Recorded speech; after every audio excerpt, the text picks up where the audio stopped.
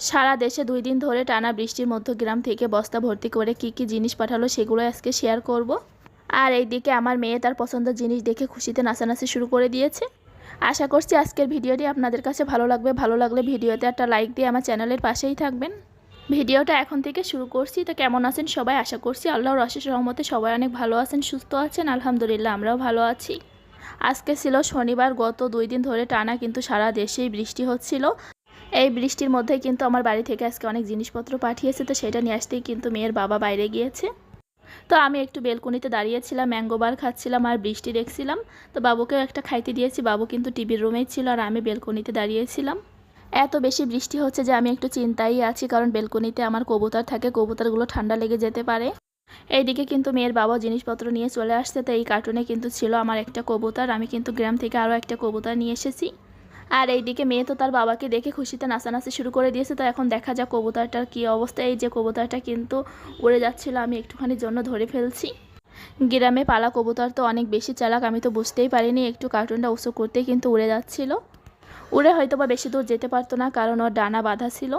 তারপর ওকে আমি খাঁচায় রেখে আসছি। এসে যে বস্তায় যে জিনিসগুলো ছিল সেগুলো এখন বের করব। তো প্রথমে আমি আগে কবুতরটা বের করে নিয়েছিলাম, কারণ সারাদিন যেহেতু কার্টুনের ভিতরে ছিল আর এখন কিন্তু বিকাল হয়ে গিয়েছে। তারপর বস্তা থেকে প্রথমেই কিন্তু আমি একটা গাছ পাকা পেঁপে বের করলাম। এটা কিন্তু আমার মা পাঠিয়েছে আমার মেয়ের জন্য।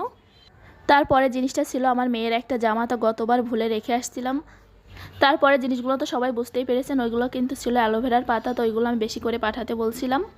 ওইগুলো দিয়ে পরে কি করব সেগুলো কিন্তু আপনাদের সাথে পরে শেয়ার করে দিব। তারপর এখানে দুধ পাঠিয়েছিল, তো সেগুলো আমি এখন বের করে নিচ্ছি। তো এগুলো ফ্রিজে রেখে দিব। এই দুধগুলো কিন্তু আমার আপুরা দিয়েছে আর আমাদের বাড়ি থেকেও দিয়েছে।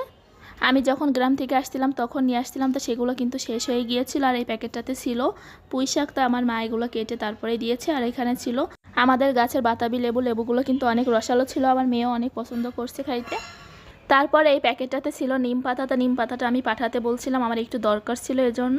তো ভাবছি এগুলো শুকাই গুঁড়ো করে রেখে দিব, আমি যেহেতু বেলকনিতে বাগান করি অনেক কাজে লাগবে।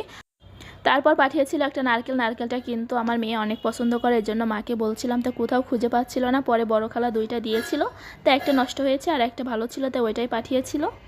তারপর ছিল ওল, ওলগুলো কিন্তু ভাইয়া জমিতে চাষ করেছিল ওই জন্যই পাঠিয়েছে। তো ওলের জন্যই কিন্তু এত কিছু নিয়ে আসা হয়েছে, কারণ আমি যখন আসছিলাম তখন কিন্তু ওল উঠেনি, তারপরে উঠছে, তাই খাওয়া হয়নি। এই জন্য মা বলছিল যে ওল পাঠাবে, আমরা যেহেতু এখনও খাইনি আর এইদিকেও তেমন একটা পাওয়া যায় না।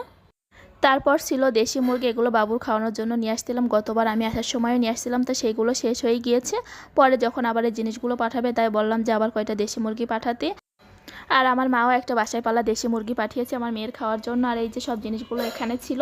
আর আমার মেয়ে কিন্তু নারকেল দেখে খুবই খুশি হয়েছে, সে আর কোনো কিছুই চাচ্ছিল না, শুধু বলছিল নারকেল খাবে। নারকেল তার খুবই পছন্দ, তো গতবার যে নিয়ে আসছিলাম সেগুলো কিন্তু শুধু মাঝে মাঝে বাবু খেত।